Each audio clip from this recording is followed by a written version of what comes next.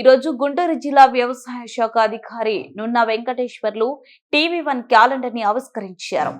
ఈ సందర్భంగా జిల్లా ప్రజలకు నూతన సంవత్సరం మరియు సంక్రాంతి శుభాకాంక్షలు తెలియజేశారు.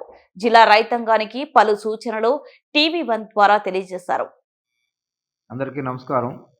ముఖ్యంగా టీవీ1 ప్రేక్షకులందరికీ కూడా సంక్రాంతి శుభాకాంక్షలు.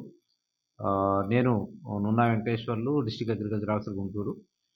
వ్యవసాయ శాఖలో ప్రస్తుతం మనకి రైతులకి రబీ కాలంలో సాగు చేసినటువంటి పంటలన్నిటికి కూడా డిజిటల్ పద్ధతిలో పంట నమోదు కార్యక్రమం అనేటువంటిది జరుగుతూ ఉంది. దీనిలో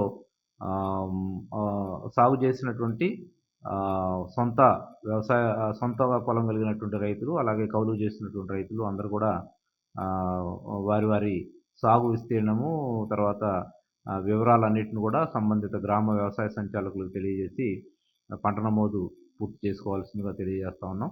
అట్లాగే పంట నమోదుతో పాటుగా ఈకేవైసీ కూడా కంప్లీట్ చేయాల్సినటువంటి అవసరం ఉంది. ఈ పంట నమోదు అనేటువంటి ప్రక్రియ